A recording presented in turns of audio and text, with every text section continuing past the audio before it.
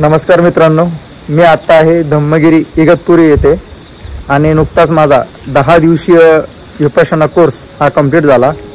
हा माझा सलग चौथा कोर्स होता। म्हणजे मी दरवर्षी इथे येत असतो आणि यावेळी जी अनुभूती झाली, जी मेडिटेशन मधून मी जी अनुभूती मिळवली ही शब्दात सांगता येणार नाही। कारण वर्षानुवर्ष जे अपग्रेडेशन होतंय मेडिटेशन मध्ये ते या ठिकाणाहून एक वेगळीच ऊर्जा मिळते। आणि इथलं जे नेचर आहे तुम्ही बघू शकता कॅमेरामध्ये,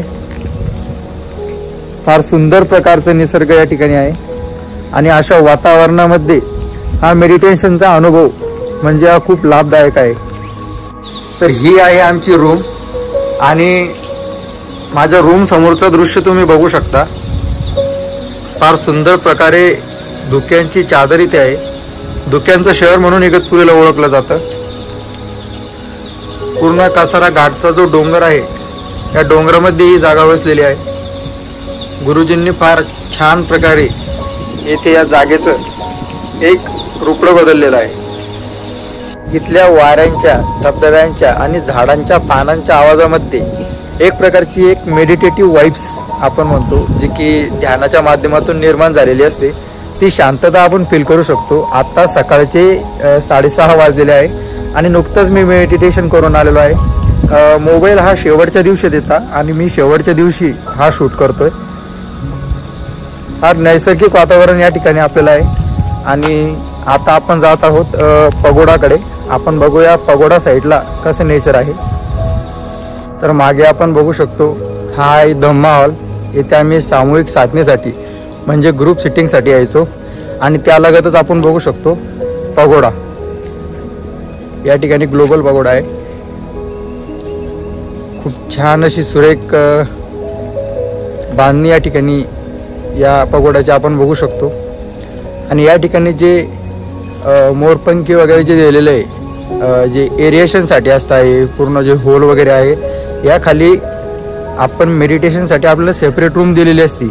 आणि त्याच्या एरिएशनसाठी हे जे आपण होल्स बघतो आपल्याला सेल अलॉट केलेली असते प्रत्येकाला सेपरेट।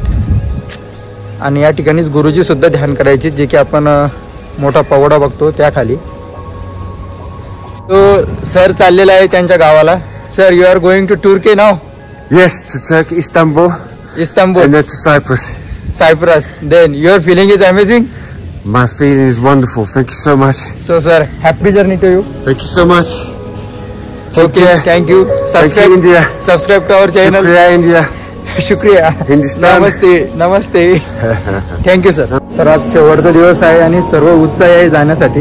या ठिकाणी बघू शकतो आपण फार गर्दी जमलेली आहे। आणि हा डायनिंग हॉल आहे। सकाळी आपण नाश्त्यासाठी इथे आलेलो आहे। एका नाश्ता करून घेऊ, त्यानंतर समोरचा व्लॉग बनवूया। विपश्यना रिलेटेड कुठले बुक्स वगैरे काही परचेस करायचे असले की ते बुक स्टोअर सुद्धा आहे। हे पूर्ण बुक स्टोअर आहे। तर आता आपण आलो आहोत गेटच्या बाहेर आणि इथलं निसर्ग तुम्ही बघू शकता। फॉग सिटी इगतपुरी,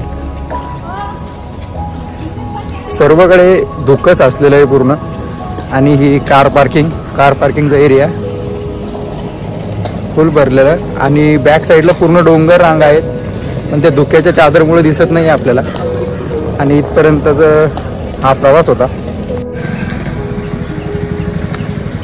हा जो आपण बघतोय हा पूर्ण आउटडोर आहे विपश्यना सेंटरचा। सर्वत्र पूर्ण धुका आहे।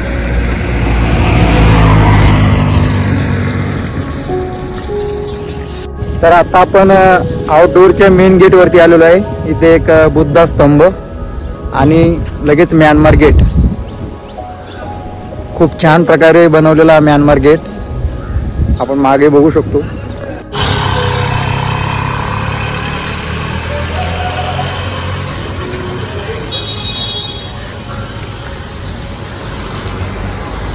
आलेलं आहे मित्रांनो इगतपुरीला बाय बाय करण्याची।